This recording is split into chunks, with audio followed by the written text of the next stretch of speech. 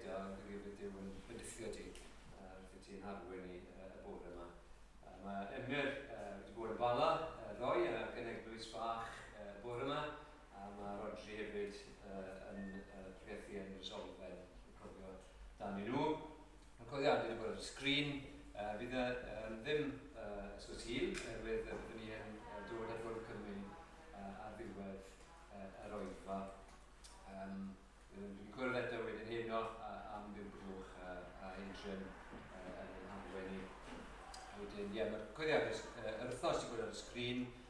Diolch arbennig i bawb fydd yn helpu ddoe ar y comin yn yr eglwys newydd, a bydd Rian yn adrodd nôl heno ar hyn wnaethon ni ddoe fel eglwys. Bydd yna bendith a'r dystiolaeth yna yn y pentre.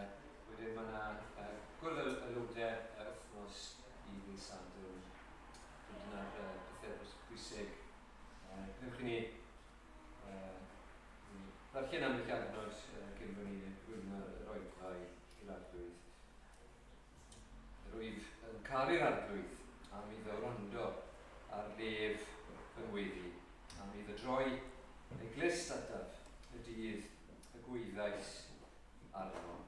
Graslon yw'r arglwydd a chyfiawn, ac yma ein Duw ni yn dostyrio.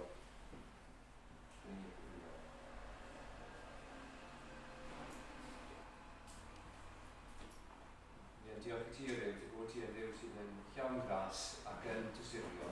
Bod ti wedi dostyrio wrthyn ni, bod ni yn cydweithio nawr ni yn gwybod am dy drigaredd di, yn ein bywyd, yn dy ras di, dy ddeioni di. Ffaith bod ni yma gwbl bore yma. Mae herwydd dy bod ti wedi yn denu ni, dy bod ti wedi peri bod ni yn clywed am Iesu Grist, bod ni wedi clywed geiriau trwyddol, ac ni'n diolch i ti. Dy bod ti wedi gweithio arno ni. Ni'n gofyn ar arglwydd ni ddod at y ti bore yma, byddwn ni yn wir am dy geisio ti. Ddim jyst yma o mater o arfer, ond bod ni wir eisiau profi dy presenoldeb ti, bod ni eisiau i ti ddangos pethau ryfeddol i ni, yn dair ti, pethau byddwn yn newid ni, yn ffordd i ni yn meddwl ac ffordd i ni yn byw. Ac bod ni wir yn gallu dweud gyda salmedd bore yma, bod ni yn dygaru ti, am dy fod ti yn Dduw sy'n gwrando arno ni, am dy fod ti yn drigarog wrtho ni. Cyflwyno Adrian i ti nawr, a cyflwyno yr oedfa i gyd i ti, i gweddio i ti, i fydithio fe, gwraig Naomi, i gweddio dy fendith di, dy arweiniad di i ddim. Ni'n gofyn ar y ti fydithio ni nawr fel eglwys, ac yn meddwl am y glwysi eraill nawr, sydd yn dod at ei gilydd i dy ddol i di. Ni'n gweddio bydd y diwrnod yma yn ddiwrnod arbennig, ac y bydd yn adroedigaethau, ac y bydd ti yn adeiladu dy eglwys, ac yn gwneud ni dyfarcach i Iesu Grist. Diolch i ti bore yma amdano fi. Diolch am ei gywyd a'i farwolaeth. A diolch i ti bod e wedi contro'r farwolaeth a peichod ar diafol. Bod ni'n gallu dod y bore yma gyda hyder sy'n ni'n dod yn ei enw, yn ei heiddiad i'r gyfiawnder. Fi gyda ni nawr, ddarllen a gyddio, gwrando ar dair wedi cael ei sbolio. Bydd y cyfan sy'n digwydd yma. Chafu o enw di, ac yn dod yn nes ymlaen at Fwrdd y Cymru. Helpa ni i ddod o ddifri ac i fyfyrio yn ofalus iawn. Bydd y gadael i'r pethau yma bod yn ddig ar y tawl i ni, bod ni ddim yn cael y symud. Ni ddim yn garmol a diolch i ti am dy drigaredd tuag ato ni. Ti gyda ni nawr. A fe ni'n fe, yn Iesu Grist.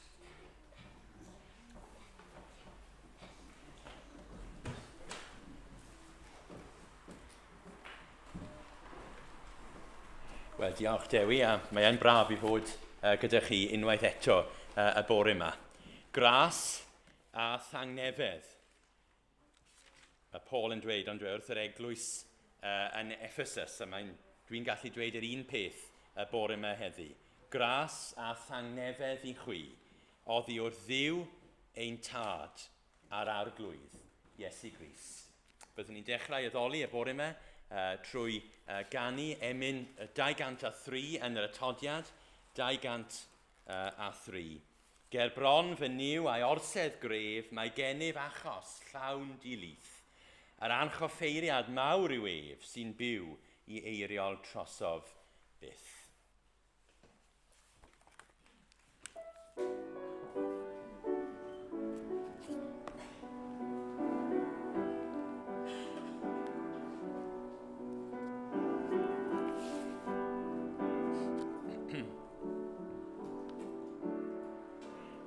Bron fy niw a'i orsedd gref, mae gennyf achos llawn dilith, yr archoffeiriad mawr yw ef, sy'n byw i eiriol trosof byth. Feseliwyd enw ar ei law, ac ar ei galon raslodd byw, ac wnthrasau fy ngheidwad draw, na chaf yng ngwrthod gan fy niw, na chaf yng ngwrthod gan fy niw. O Satan ddaw i'n bwrw i lawr, gan fai o ar fy nghalon ddi, edrych a bri weld y nawr, yr un sy'n cuddio mai a'i li, a mynd i aiog fynd i'r groes, caiff enau daiog a'i ryddhau, dyw'r cyfiawn un ar sail y loes, o'i weledydd sy'n maddau mai, o'i weledydd sy'n maddau mai. Gwelwch yr oen gyfoddwyd nawr, cyfiawnder perffaith i mi yw, yr ydwyth digyfnewid mawr, brenin gogoniant grasol ddiw, yn un ag ef nithreng a fi, a'i waed y brynwyd fe'n ei bryd, cuddiwyd fy mawyd ynddo fri, yng Nghrist fy niw a cheidwad byd, yng Nghrist fy niw a cheidwad byd. Nithreng a fi, a'i waed y brynwyd fe'n ei bryd, cuddiwyd fy mawyd ynddo fri, yng Nghrist fy niw a cheidwad byd, yng Nghrist fy niw a cheidwad byd.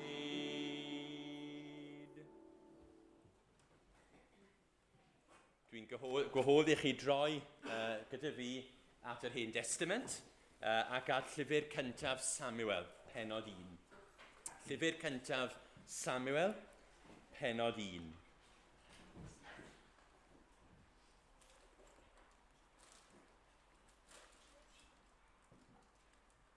Gadewch i ni glywed gair ein Duw. Yr oedd gŵr o Ramathaim yn uchelder Effrym, un o linach Swff, o'r enw Elcana, fab Jeroham, fab Elihu, fab Tochw, fab Swff, Effratiad. Yr oedd ganddo ddwy wraig, a'i henwau yn Hana a Phenina. Yr oedd plant gan Phenina, ond nid gan Hana. Bob blwyddyn byddai'r gŵr hwn yn mynd i fyny o'i dref i addoli ac offrymu aberth i arglwydd y lluoedd yn Seilo, lle roedd dau fab Eli, Hoffni a Phineas, yn offeiriaid i'r arglwydd. Bob tro yr oedd Elcana yn offrymu, byddai'n rhannu darnau o'r offrwm i'w wraig Penina, ac i bob un o'i bechgyn a'i merched. Ond un darn aroddai i Hana, mai hi a garau, am fod yr arglwydd wedi atal iddi gael plant. Byddai ei chyd wraig yn ei phoenedio yn arw i'w chythryddo am fod yr arglwydd wedi atal iddi gael plant. Dyma a ddigwyddau bob blwyddyn pan ai i fyny i dir arglwydd. Byddai yn ei phoenedio a hithau yn wylo a gwrthod bwyta. Bod ei gŵr Elcana yn dweud wrthi, Hana, pam yr wyt ti'n wylo a gwrthod bwyta? Pam yr wyt yn torri dy galon? Onid o'i fi yn well i ti na 10 o feibion?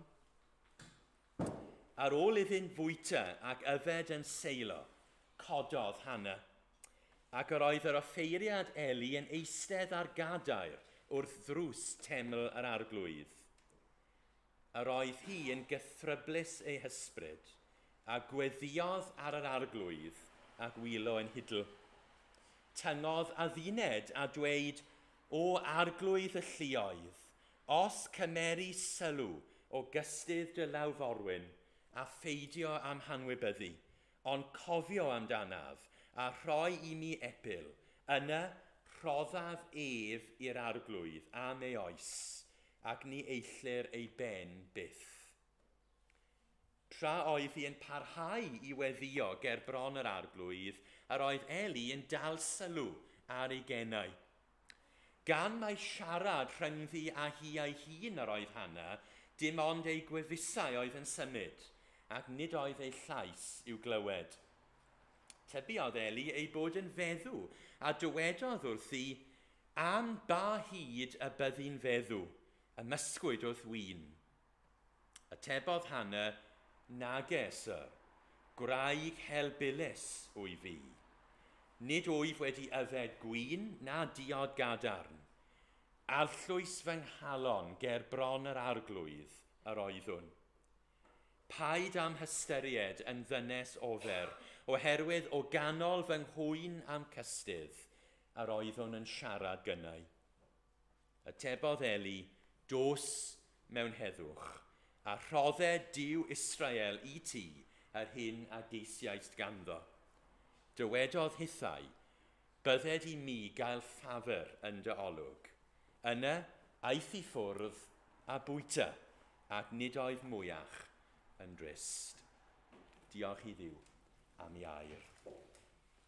A byddwn ni'n canu clod ein Dduw unwaith eto, y tro yma, emyn 39 unwaith eto yn yr atodiad. 39. O Grist fy nerth am nawdd, fy nghymorth hawdd ei gael. Mewn hyder mi ddof ata ti, gwrandawr gweddi'r gwael.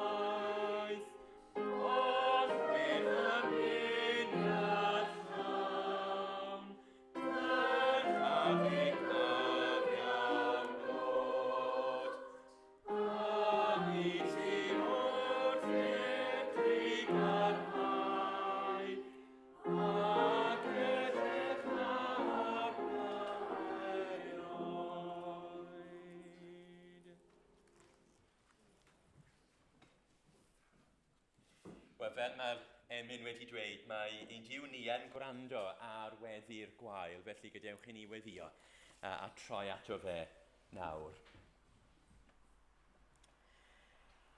O Dduw, ein harglwydd ni, mae rhaid i ni gytuno ar salmydd, pwy all draethu gweithredoedd nerthol yr arglwydd, neu gyhoeddi ei holl foliant.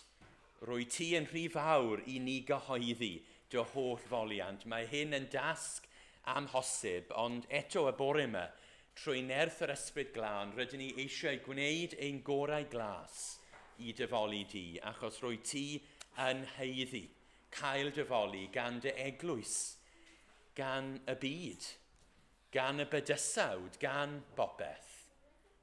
Rwy ti mor fawr, dyn ni mor fach, ond eto Iesu, des ti i lawr ato ni, a roedd y ti yn byw fel un ohono ni yn ein plith. A diolch i ti am fyw bywyd sanctaidd perffaith cyfiawn yn y cnaw drosom ni, a fel bod ni yn gallu derbyn dy gyfiawnder di fel rhodd, a nisau at ddiw fel hyn y bore yma. Mae hyn yn wirthio. Mae bron yn amhosibl i gredu bod ni pechaduriaid, bod ni llwch y llawr yn gallu nisau at ddiw ac yn gallu siarad â Duw a gweiddi arno fe a gwybod bod Duw yn gwrando, bod Duw yn caru, bod Duw yn cymryd diddordeb, bod Duw yn ateb. Ond dyn ni'n gwybod bod hyn yn wir. Rwy ti wedi dweud hyn, rwy ti wedi addo hyn yn dy air, a dyn ni wedi profi a gweld mae da yw'r arglwydd.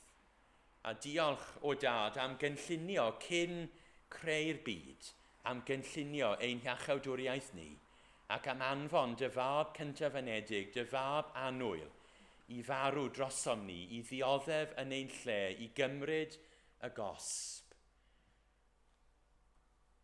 Mor fawr yw dy gariad, o Dduw ein harglwydd.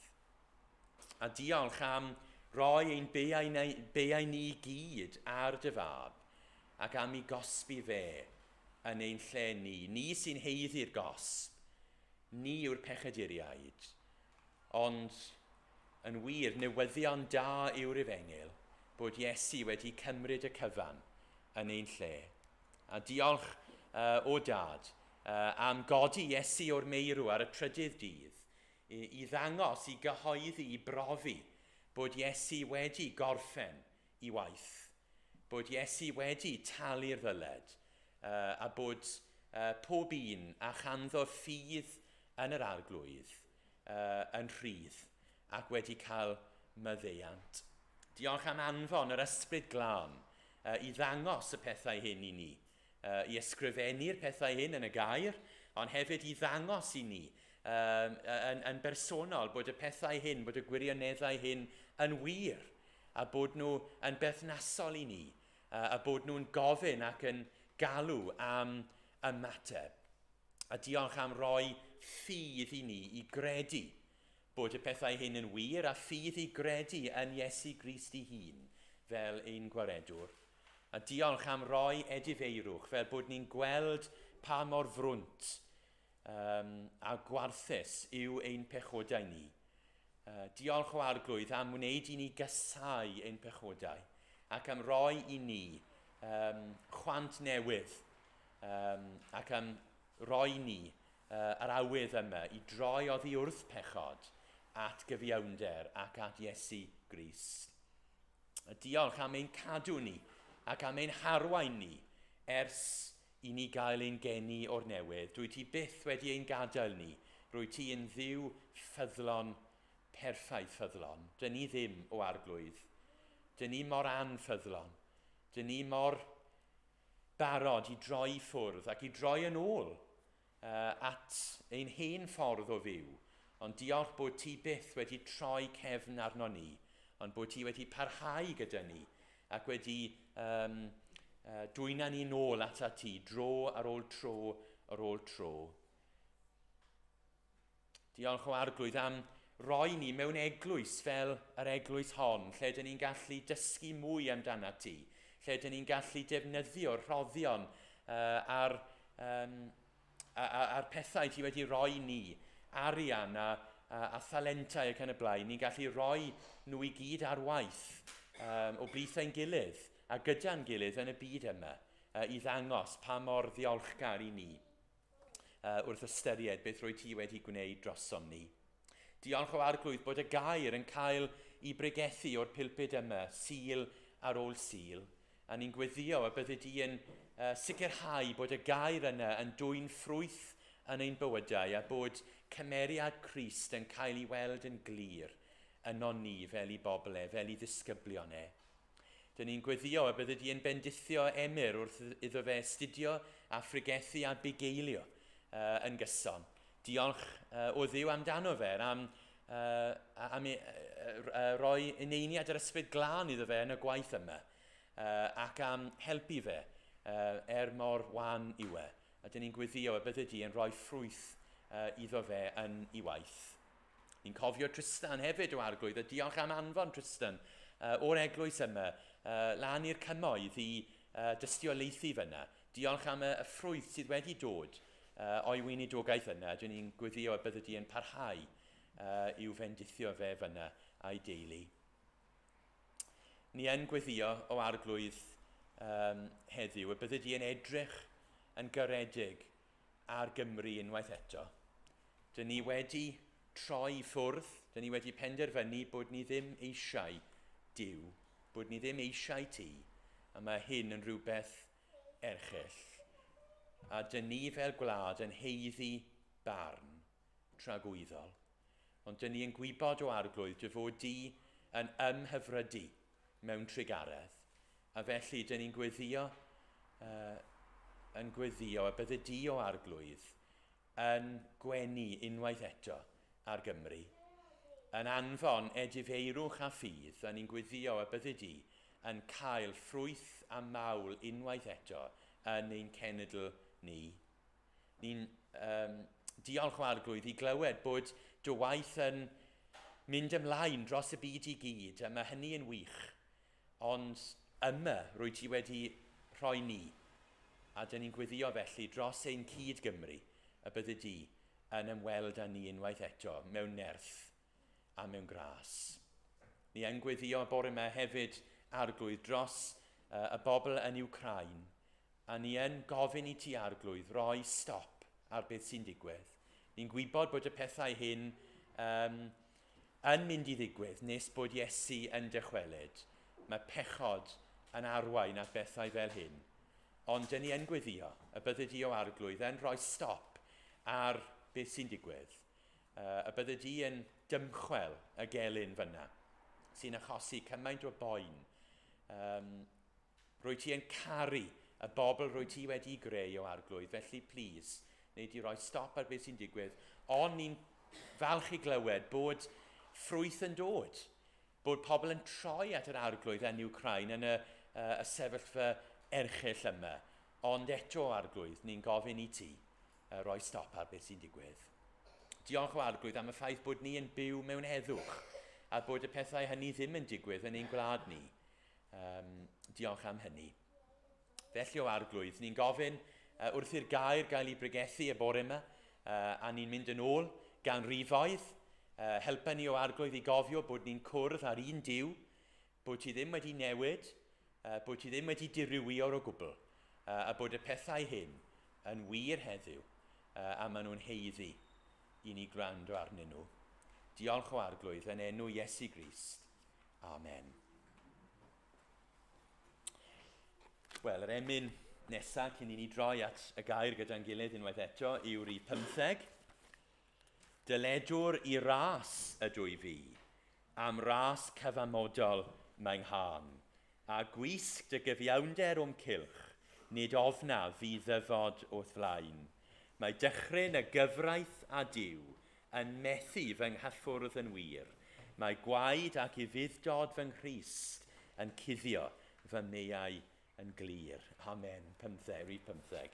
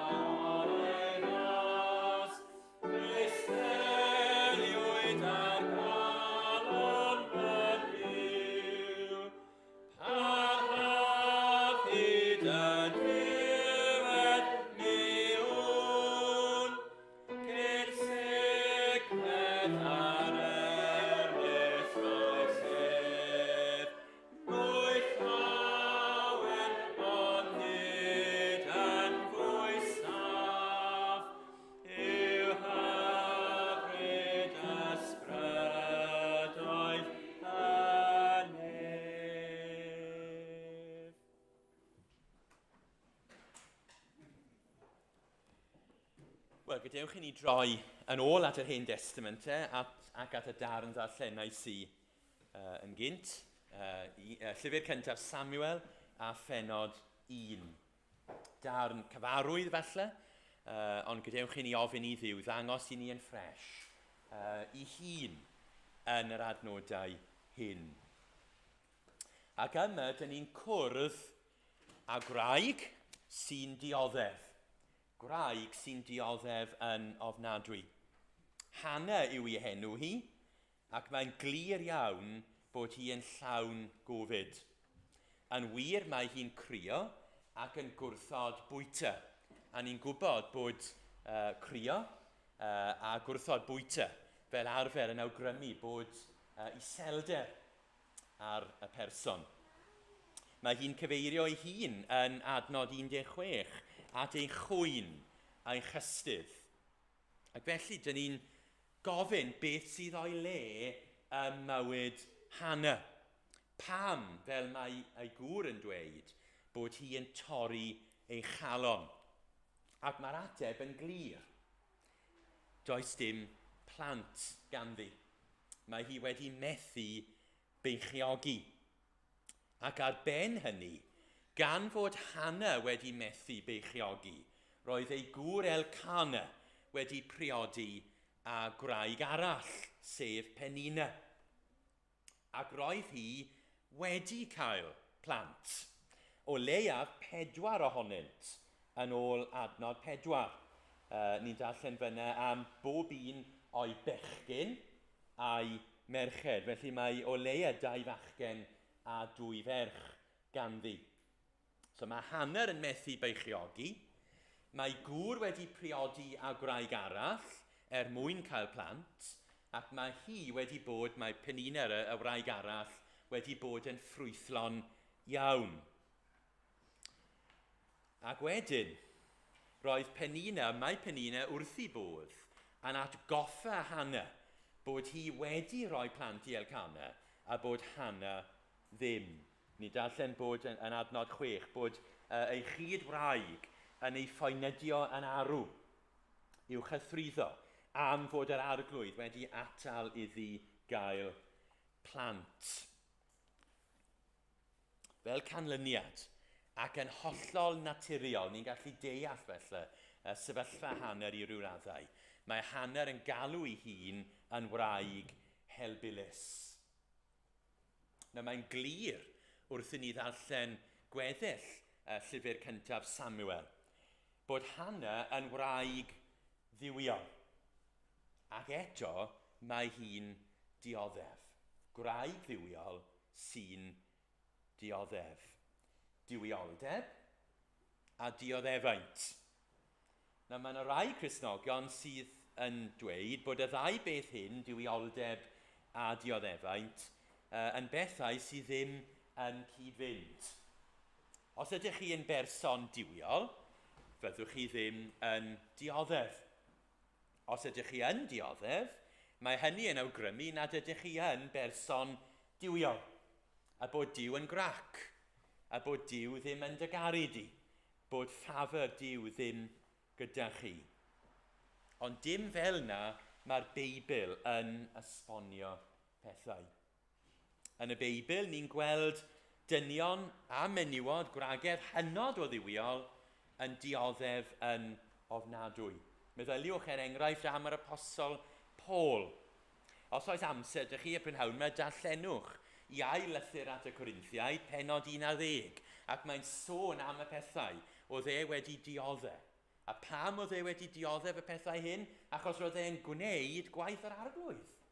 Achos roedd e'n tystiolaethu dros yr arglwydd, dros y rhanbarth yna.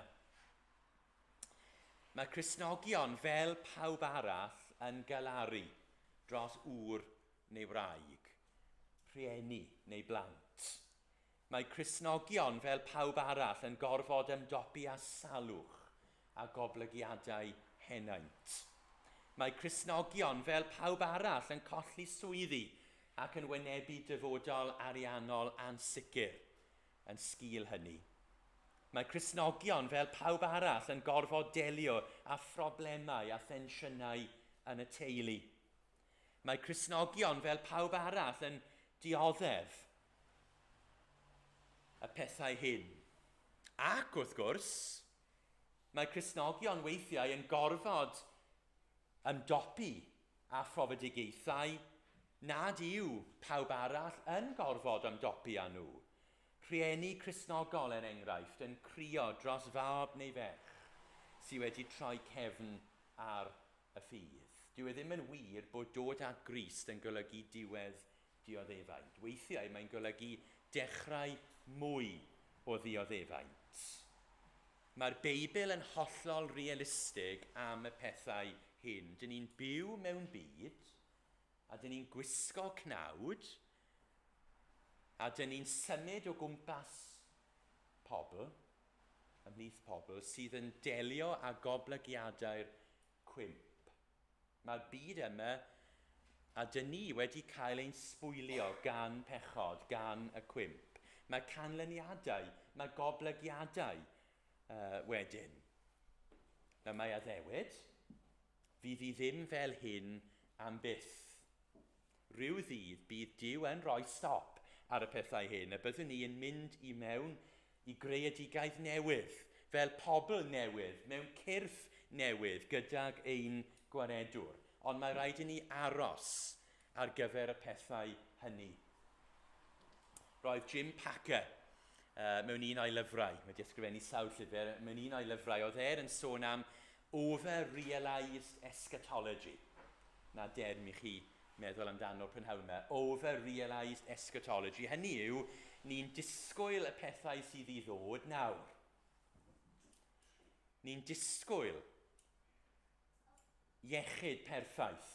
Ni'n disgwyl diffyg problemau nawr. Na, mae'r byd yma, mae'r bywyd yna yn dod, ond nid nawr, mae rhaid I ni aros. A mae'r Beibl yn realistig, a mae hynny yn help. Achos dwi'n cofio cwrdd â rhywun, oedd hi yn poeni am ffrind, achos oedd y ffrind wedi clywed, os ydych chi'n dod at Grist, bydd popeth yn iawn.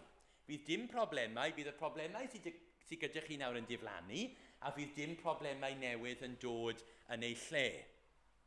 Ac wedyn, cafodd hi newyddion ofnadw, oedd cancer ar ei gŵr. Ac oedd hi ddim yn gwybod beth I wneud a beth I ddweud, ac oedd hi'n dros y lle I gyd. Achos oedd dim sail beiblaidd cadarn o dan ei thraed. A mae'r Beibl yn realistig, a mae'r Beibl yn dweud yn y byd yma bydd pobl Duw yn dioddef. Felly ddylwn ni ddim gael ein synnu, ddylwn ni ddim cael sioc, a mae hynny yn rhoi sail wedyn, fel hyn mae pethau. Nid rhywbeth rhyfedd dwi'n profi nawr, fel hyn mae pethau. Nid rhywbeth mawr ysbrydol o'i le fan hyn, fel hyn mae bywyd I pobl Dduw yn y byd yma. Ond mae'r Beibl yn dweud dau beth canologol hefyd. Nid yn unig fel hyn mae I fod nawr, a mae'n mynd I fod, ond mae'n dweud dau beth canologol arall hefyd. Yn gyntaf, nid yw'r profedigaethau hyn yn ddibwrpas, neu yn wastraff. Gwrandewch ar y geiriau hyn. Yr ydych yn awr yn profi blinder dros dro, mae hynny yn help yn dweud, dan amrywiol brofedigaethau. Y mae hyn wedi digwydd mwyn I ddilysrwydd eich ffydd chwi sy'n fwy gwerthawr na'r aer sy'n darfod, ac y mae hwnnw yn cael ei brofi trwy dan, gael ei amlygu mawl a gogoniant ac anrhydedd pan ddatguddir Iesu Grist. Y mae ef yn deall fy ffordd. Dwi ddim yn deall fy ffordd falle, ond y mae ef yn deall fy ffordd wedi iddo fy mhrofi dof allan fel aer. A dywedodd Paul, mae'r prawf ar eich ffydd yn magu dyfal barhad. A gadewch I ddyfal barhad gyflawni ei waith, mwyn I chwi fod yn berffaith a chyflawn, heb fod yn ddiffygiol mewn dim. Felly mae'r Beibl yn dweud bod Duw ar waith yn y profedigaethau hyn. Dyn nhw ddim yn gweithio yn ei erbyn mae fe yn gweithio trwyddyn nhw. Mae nhw yn nwylo Duw, Duw sy'n caru ni, Duw sy'n wedi prynu ni. Mae ein profedigaethau, mae ein profiadau erchyll, mae nhw yn ei ddwylo fe ac mae fe'n gweithio trwyddyn nhw a byddwn ni yn dod allan fel air. A mae hynny yn helpu wybod, yn dweud. Ond eto, mae profedigaethau yn boenus. Ac mae Duw yn gwybod hynny. Mae Iesu yn gwybod hynny yn bersonol. Ac felly mae wedi dweud rhywbeth arall i ni yn ei air. Mae glistiau yn agored i'n cri ni. Bydd e ddim yn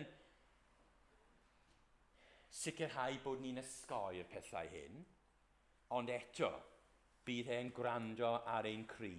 A mae Duw ei hun yn gwahodd i ni nesau mewn hyder at orsedd gras, mwyn derbyn trigaredd a chael gras yn gymorth yn ei bryd. Ac mae'n annog ni i fwrio ein holl bryder arno ef oherwydd y mae gofal ganddo amdano ni. A dyna beth mae Hannah yn ei wneud yn y darn sydd o'n blaenau ni fan hyn. Beth allai Hannah wedi gwneud yn y profedigaeth hon? Wel, gallai hi wedi boddi mewn hunan dosturi. Ond dwi ddim yn gwneud hynny. Gallai hi wedi troi yn chwerw at Dduw ac at bawb arall hefyd. Ond dwi ddim yn gwneud hynny chwaith.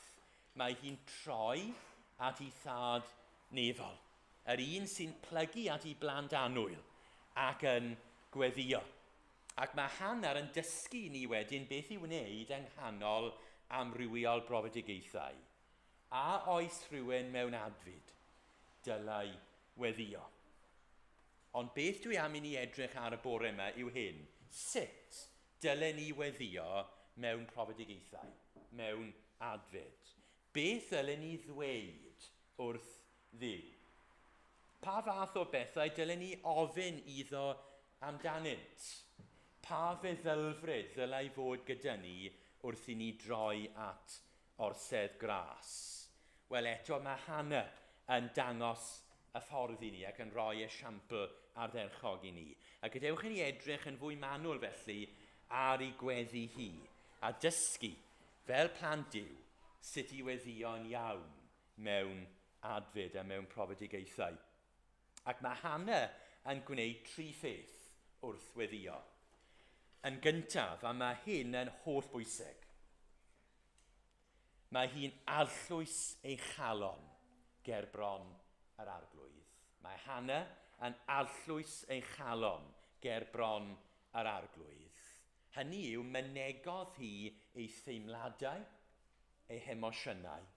Dywedodd wrth ei thad pa effaith roedd y profedigaeth hon yn cael arni. Naeth hi ddim guddio i ffoen, mynegodd i ffoen mewn gweddi. Cyffesodd hi i bod hi'n stryglo yn y sefyllfa, bod hi'n methu ymdopi â hi, bod hi dioddefaint yn mynd yn drech na hi. A gorodd Hannah ei chalon, ac roedd hi yn onest gyda Duw ynglyn â'i phoen a'i thrallod. Yn wir, criodd hi mewn gweddi. Roedd y dagrau yn llifo yn rhydd adnod 10, a roedd hi'n gythryblus ei hysbryd, a gweddiodd ar yr arglwydd a gwylo yn hidl. Yn lle gwenu, a honni bod popeth yn iawn, yn lle cadw ei theimladau dan reolaeth a dal ati, dywedodd o Dduw yn barchus yn union sut roedd hi yn teimlo. A ni'n gweld hynny dro ar ôl tro ar ôl tro yn y salmau hefyd. Ni ddim yn gweld pobl Duw yn y salmau yn, sut dwi'n gallu dweud hyn, yn bihafio yn barchus. Maen nhw'n onest. Maen nhw'n agor eu calonau. Maen nhw'n dweud y gwir am beth sy'n mynd ymlaen yn eu calonau ac yn eu bywydau. Yn barchus, a mae'r llinell yn anodd, ond maen nhw'n barchus, ond hefyd maen nhw'n onest.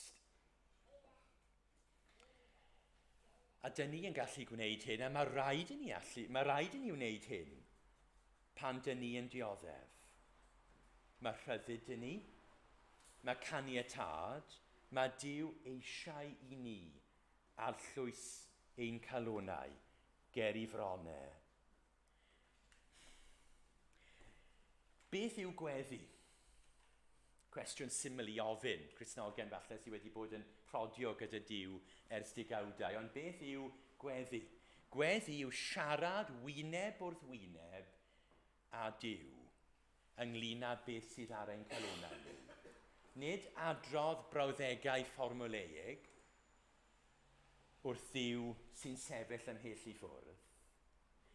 Nid dweud beth ni'n meddwl dylen ni ddweud, ond siarad wyneb yn wyneb wrth yr arglwydd, gyda'r arglwydd, ynglyn â beth sy'n mynd ymlaen yn ein calonau.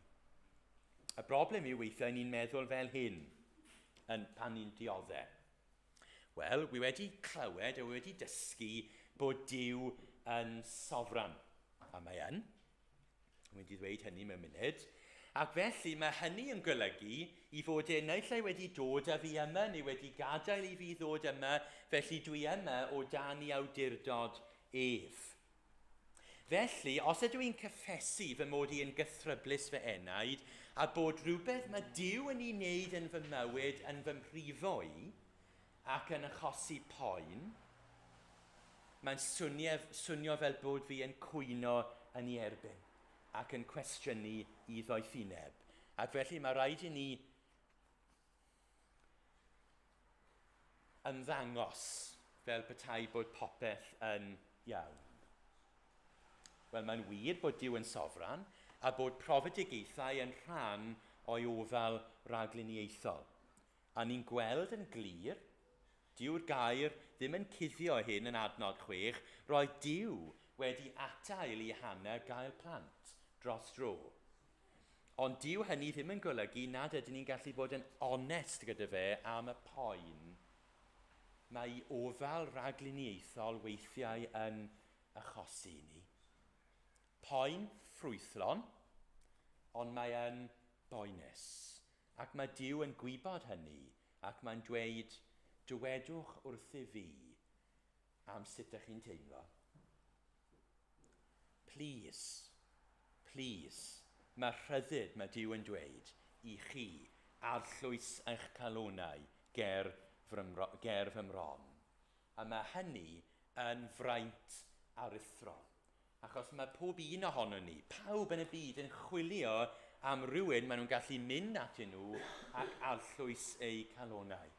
Ac mae yna bobl ac mae yna seicolegwyr ac yn y blaen, a maen nhw yn gallu helpu mewn pethau yn sicr. Ond mae fraint aruthrol gyda ni fel Cristnogion. Ni'n gallu dweud gyda'r salmydd, gwaeddaf yn uchel ar yr arglwydd, yn biliaf yn uchel ar yr arglwydd, a llwysaf fy nghwyn o'i flaen, a mynegaf fy nghyfyngder yn ei bresenoldeb. Ni'n gallu bod yn onest a ro a jyst bod ein hunain ger bron Duw. Mae rhyddid i ni i fod fel yna. Mae'n bwysig bod ni yn. Gwrandewch ar Dafydd yn y 6ed salm. Y mae fy enaid mewn arswyd mawr. Dyn diwiol, ddim yn dyn berffaith o bell ffordd, ond dyn diwiol yn dioddef. Y mae fy enaid mewn arswyd mawr. Yr wyf wedi diffygio gan fy nghwynfan. Bob nos y mae fy ngwely yn foddfa. Trocha fy ngobenydd am dagrau. Pylodd fy llygaid gan ofed.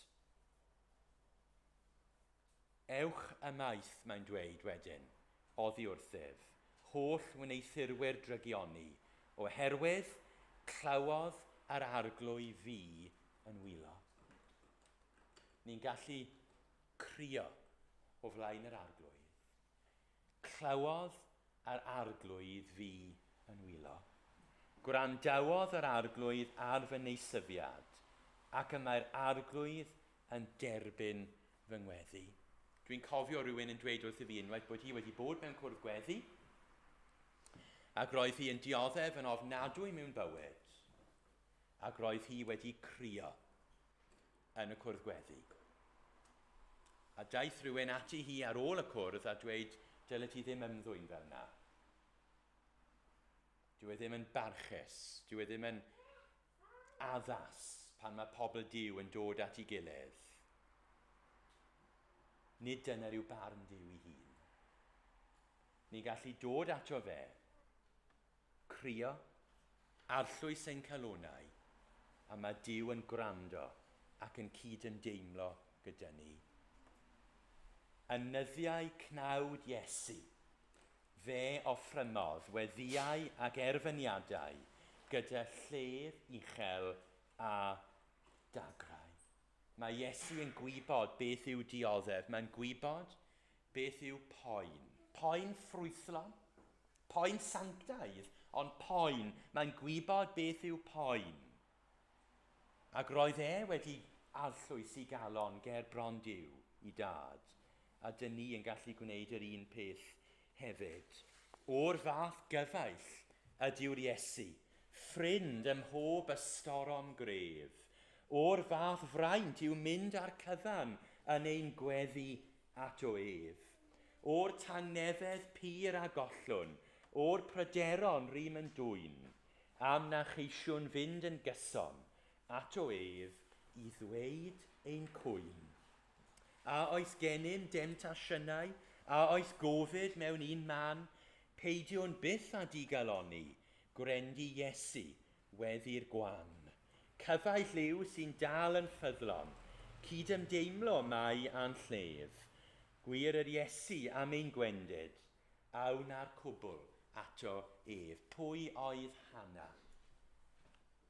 Gwraig. Ond dyna hi yn mynd at yr arglwydd y lluoedd, ac mae ganddi hi ryddid i arllwys i chalon. Yn ail, mae Hannah yn cydnabod awdurdod Duw dros ei bywyd. Mae'n arllwys i chalon, mae'n dweud sut mae hi'n teimlo, ond dyw hi ddim yn gwrthryfela. Mae hi'n cydnabod awdurdod Duw dros ei bywyd. Edrychwch sut mae hi'n disgrifio ei hun yn adnod 11. Dy lawforwyn. Hunaniaeth. Mae hunaniaeth yn bwysig, ond dwi. Pwy ydw i? A fel Cristnogion, mae ein hunaniaeth ni yn bwysig. Pwy ydy ni nawr yng Nghrist trwy waith y groes? Pwy i ni? Ac mae Hannah yn helpu ni yma, achos mae hi yn dweud wrthyn ni, gweision Duw ydyn ni. Gweision Duw, cyfeillion Duw, meibion Duw, wrth gwrs, ond hefyd gweision Duw. Llawforwyn yr arglwydd oedd Hannah. Hynny yw, mae hi yn dweud, Duw, rwy ti yn feistr i fi. Duw, buai fy mywyd i. Ac mae ganddo fe felly, a nid gen i fi, yr hawl i benderfynu lle mae fy mywyd i yn mynd. Achos nid fi sydd mewn awdurdod. Nid fi sy'n rheoli, mae Duw yn, ac mae ganddo fe felly yr hawl i benderfynu beth sy'n digwydd i fi, a beth sydd ddim yn digwydd i fi. Beth dwi'n ei gael a beth dwi ddim yn ei gael. Duw, dy wyllus di yw nod ac amcan fy mywyd. Dyna beth oedd Hannah yn dweud trwy ddisgrifio ei hun fel llawforwyn yr arglwydd. Ac felly, trwy ddefnyddio'r gair yna, mae hi yn dweud felly, o Duw, dwi'n ildio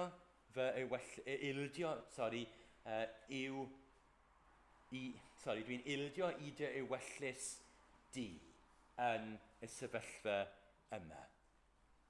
Nawr mae hynny yn chwyldroadol yn ein dyddiau ni. I fi ddweud, nid chi yw meistr eich bywydau chi. Nid chi sydd mewn reolaeth, ond Duw.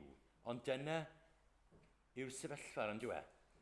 Ni'n cwestiynu, ni'n herio, a ni'n dweud, dwi moyn gwneud beth dwi moyn gwneud, ond mae hanner yn atgoffa ni fan hyn na. Ni'n perthyn i Dduw.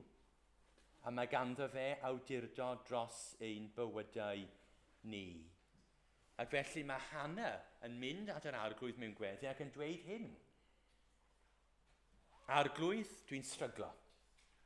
Arglwydd, mae hynny yn fy mhrifo i yn ofnadwy. Ond eto, dwi'n cofio, mae dy lawforwyn di ydw i. Pwrpas fy mydolaeth yw dy ogoneddu di. Mae'r brofedigaeth hon yn boenus. Dwi ddim eisiau bod yma, fyddwn ni byth yn dewis bod yma, a dwi ddim falle yn deall pam dwi yma. Ond, dyma lle ydw i o dan dy awdurdod di. Ac mae rhaid i fi dderbyn hynny. Mae rhaid i fi ildio i hynny. Ti yn unig sydd yn Dduw. A does dim hawl dy fi i ddweud fel arall. Mae'r mam Iesu nath i efelychu ac adlewyrchu ysbryd Hannah. Chi'n cofio pan glywodd hi bod Duw wedi dewis hi i fod yn fam y Meseia. A roedd hynny yn mynd i ddod â phoen i Mair. Ond chi'n cofio beth ddywedodd hi? Dyma lawforwyn yr arglwydd. Bydded i mi yn ôl dy air di. Ydych chi yn gallu dweud hynny fel Cristion y bore yma? Dyma was yr arglwydd. Bydded i mi yn ôl dy air di. A beth sy'n helpu ni yn hyn yw os ydyn ni yn wir yn adnabod Duw. Achos mae clywed bod rhywun yn sofran yn ein sefyllfa, wel dyw hynny ddim yn helpu os dweud mae Putin sy'n sofran. Ond pan ni'n gwybod bod Duw yn caru ni, a bod Duw yn berffaith ddoeth, a bod Duw yn gweithio yn y profedigaethau i dwyn ffrwyth yn ein bywydau, mae hynny yn help wedyn. A dyna pam mae mor bwysig bod ni wir yn adnabod Duw. Mae hynny yn helpu ni wedyn i ildio i'w ewyllus ef a'i ddoethineb ef yn y sefyllfaoedd hyn.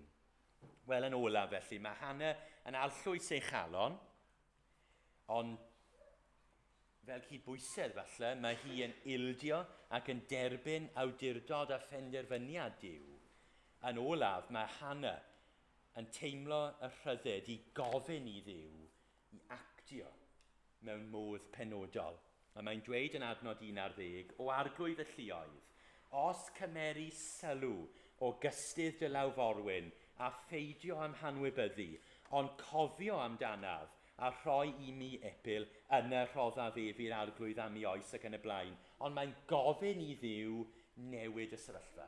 Mae'n ildio i'w ewyllus ef, mae hi'n derbyn i awdurdod ef, ond mae hi'n teimlo'n rhydd i ofyn i Dduw rhoi plentyn iddi ac i roi stop ar y brofedigaeth. A mae cydbwysydd ardderchog yma. Dyw Hannah ddim yn gwrthryfela yn erbyn Duw. Dwi'n mynnu cael plentyn. Dwi ddim yn gwrthryfela yn ei erbyn e. Mae'n derbyn beth bynnag mae fe yn dewis na ni. Ond dwi ddim yn fatalistig fel petai. Dweud, o wel na fe, mae Duw yn sofran fel na mae, beth yw'r pwynt gweddio? Beth yw'r pwynt gofyn? Achos mae'n gwybod bod Duw yn sofran, ond eto mae gan Dduw galon, ac mae'n fodlon gwrando ar ein cri ni. A mae balans perffaith. Ar ddiwedd y dydd, mae'n derbyn beth mae Duw yn penderfynu, ond mae'n dweud Duw, a mae'n wych ond dweud Duw, dwi'n mynd i ofyn.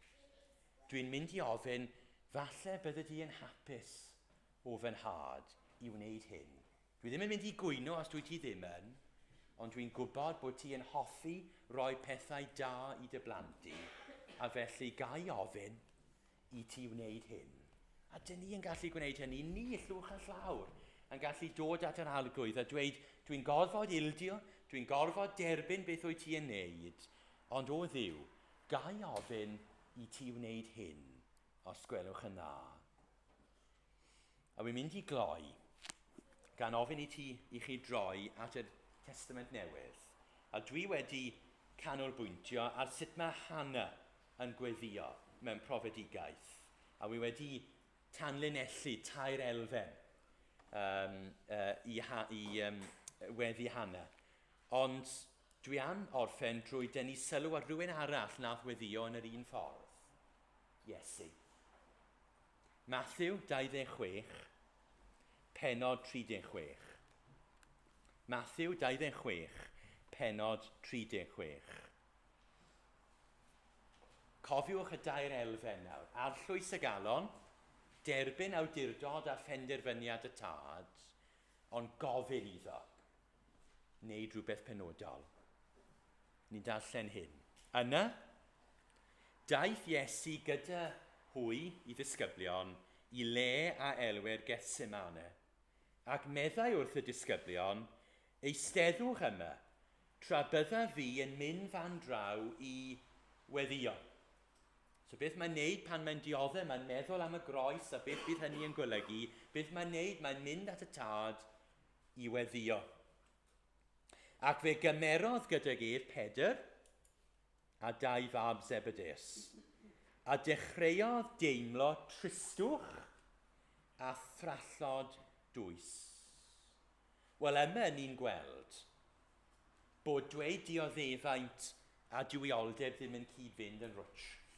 Achos ni'n gweld y dyn mwyaf dywiol erioed, y dyn perffaith, yn teimlo tristwch a thrallod dwys. Mae'n teimlo poen.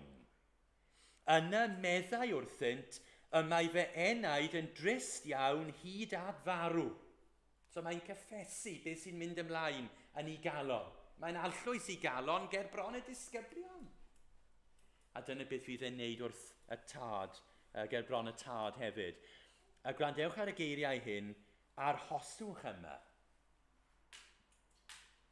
Arhoswch yma a gwyliwch gyda mi. Mae Iesu, mab Duw, yn dweud, dwi dy angen di, i aros yma i helpu fi. Aeth ymlaen ychydig a syrthiodd ar ei wyneb gan weddio. Fy nhad, gwrandewch, os yw yn bosibl, mae'n swnio fel hanner, ond dwi, os yw yn bosibl, boed i'r cwpan hwn fynd heibio i mi. Ond, nid fel y mynna fi, ond fel y mynnu di. Chi'n sylwi ar y dair elfen? Mae'n gweddio, ond sut mae'n gweddio? Mae'n allwys i galon, mae'n derbyn penderfyniad y tad, nid fel y mynna fi, ond fel y mynnu di, ond eto mae'n gofyn, fy nhad os yw yn bosibl, boed i'r cwpan hwn fynd heibio i mi.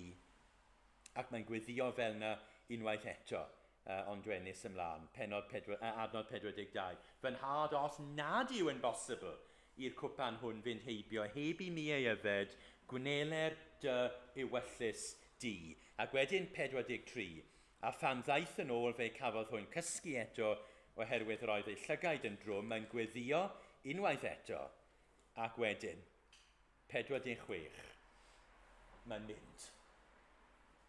Mae wedi allwys i galon, mae wedi dweud beth bynnag rwy ti yn penderfynu o dad, dyna beth dwi'n ei ddewis yn y pen draw. Ond, wyt ti'n gallu gofyn i ti wneud hyn?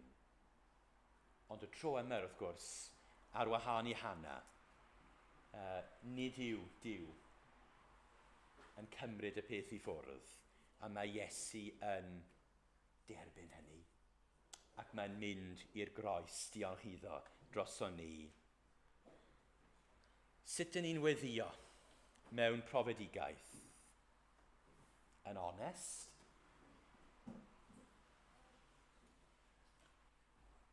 Yn derbyn? Ond mewn rhyddid?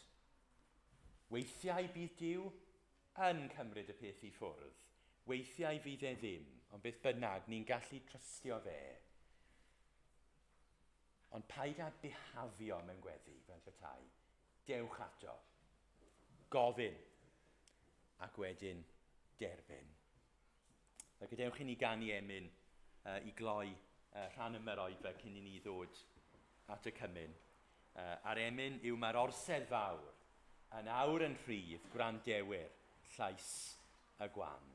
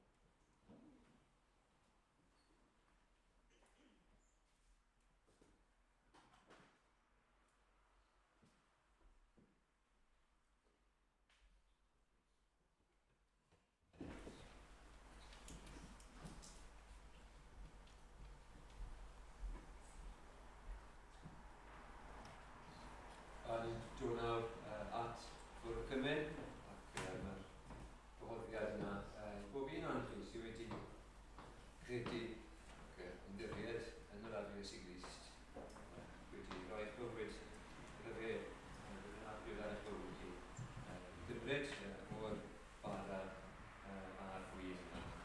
Drefn yw y ddau dyddio, a fydd Steve yn dod y bara o gwmpas os ydych chi gadw'r bara ac yna fe ni bwyta gyda'n gilydd ac yna fe ni'n Steve dyddio a dyfu ar gwyn o gwmpas dod yr un modd os ydych chi gadw'r gwmpan yn irbed gyda'n gilydd. Diolch am y gair bore yma, yn addas iawn. Ddod nawr at fwrdd cymyn, cael yn goffa o'r geiriau yn yddiau gnawd. Ein rhyfod, Iesu, fiau a'r gerfyniadau, yr hir, uchel a'r ogau. Ni wylio.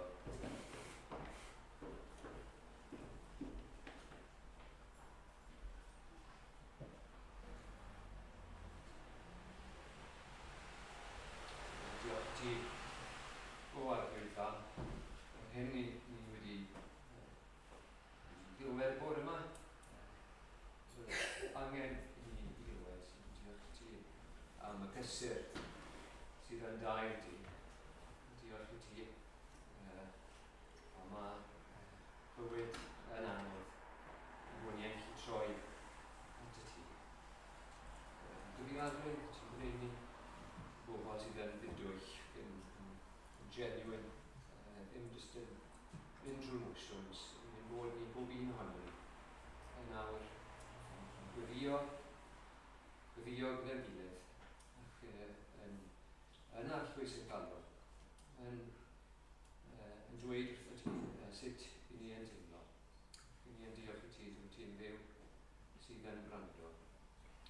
diolch i ti bod i dysgu bod yma o siampl hanner i ddod ato ti Wedi bod ti yn sofran ac yn rhyw. Mae'n weithio'n deron y pobl eraill. Weithio'n gallu helpu ni. Diolch i ti i ddod ato ti. Diolch i bod ti'n fyw sy'n bod chi hiro.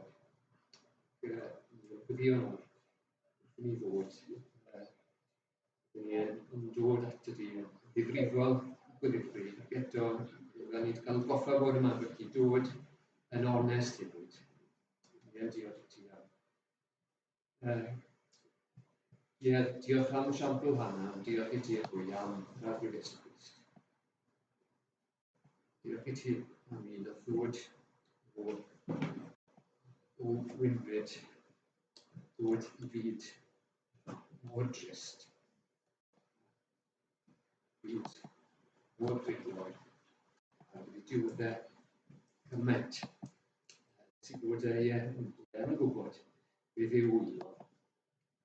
Ac ni'n diolch i ti am geiriau yn goffan ar ddiwedd y briged. Bod yn arfer Iesu.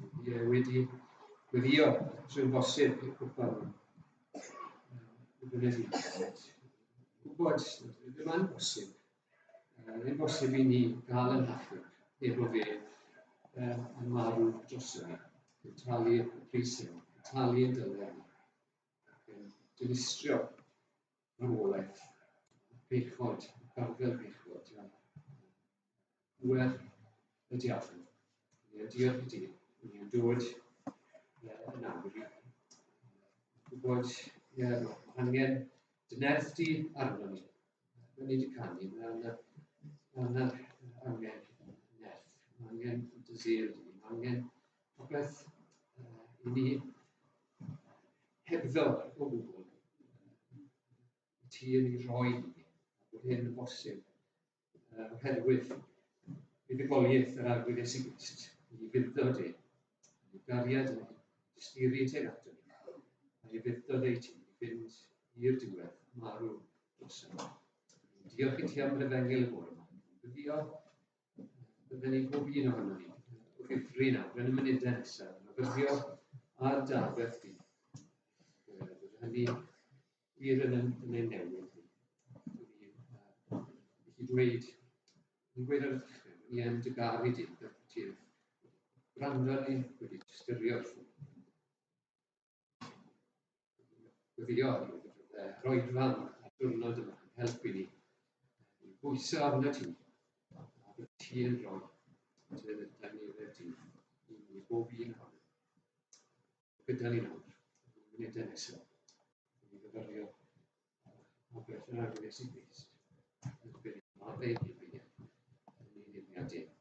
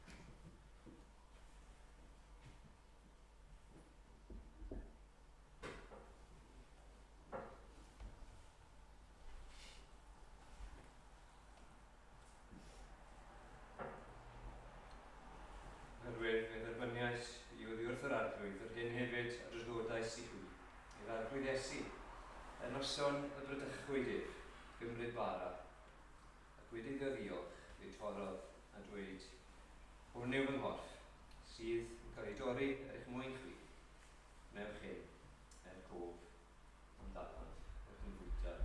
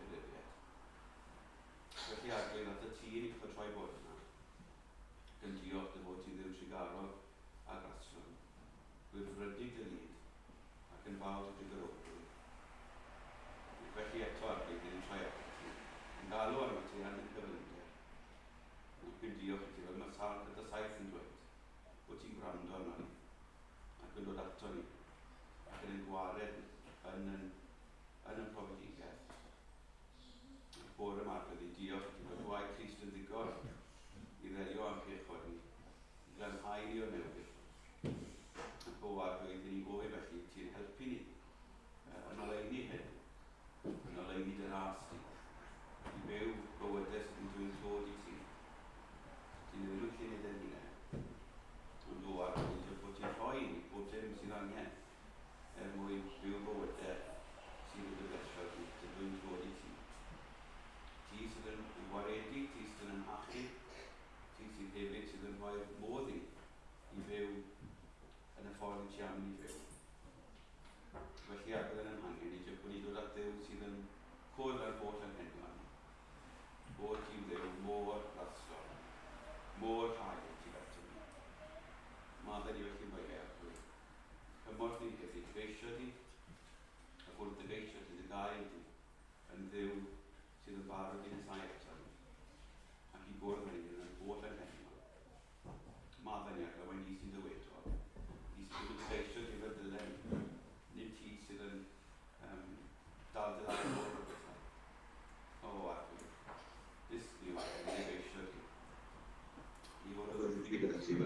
Gymraeg. Fel bod ni'n gofio ti yn fwy iddo, yn dy ras ac yn dy trigaredd sy'n ati. Bod ti'n bethau ni nawr, bod ni'n bod yn enw gyfeirwch sy'n gwrs. Amen.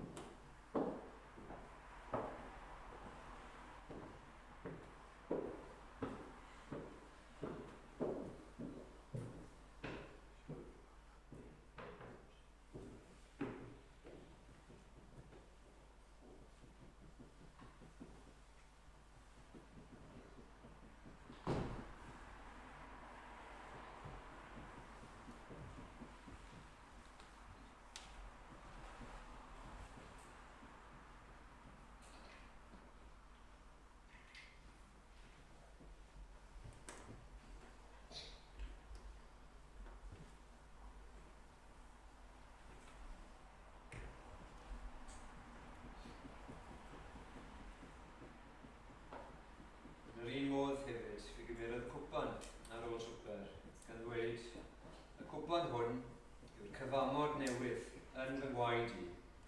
Wnewch hyn, bob tro ar yddwch chi, cof amdanaf. Oherwydd bob tro fyddwch yn bwyta'r bara hwn, gyda fel y cwpan hwn, ar ydych yn cyhoeddi marwolaeth yr arglwydd, un nes y daw. Diolch yn ymwneud.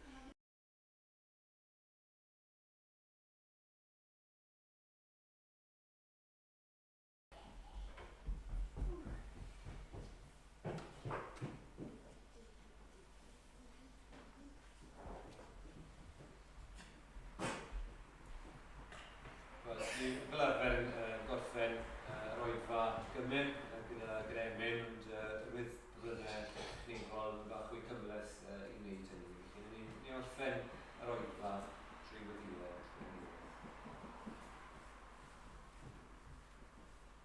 Diolch i ti o ddiw ein tad, bod ti mor dda ato ni. Diolch i ti am cyfarfod yma bore yma, a dibendith ti arno ni. Diolch i ti am siarad gyda ni. Fi'n gwyddio byddwn ni am bobl sydd nid yn dod i'r capel anffodus am bod ni'n bobl sy'n mynd adre am dygeisio di ac am brofi y presenoldeb di. Yn ystod y pnawn nawr, yn ystod yr wythnos i gomlaen ni, byddwn ni yn dod popeth sydd yn gwyfidio ni, dod holl personoliaeth ni, holl emosiynau ni, byddwn ni'n dod â cyfan o dy flaen di ac yn dygeisio di ac diolch i ti. Mae bod yn Gristion, i bod yn perthynas gyda ti, i siarad gyda ti, bod ti'n gwrando arno ni, bod ti'n gwneud y bod yma, bod yn siarad gyda ni trwy dair ti. Ac gweddio ar bwy, bod ni'n mynd o'n bod yma yn wir yn cydweud, bod ni'n delwa o fod yma. A bod yna, beth bynnag yn ambychadau ni, bod ni'n profi rwynydd thangnefedd, bod ti'n dad i ni, bod ti'n caru ni, ac am i ni i ddod at ti gyda holl popeth sydd yn y gwyfidio. Gofyn nawr felly, ti aros gyda ni wedi di, ddwrnod o orffwys yn gorfforol, hefyd yn ysbrydol, gorffwyso yno ti.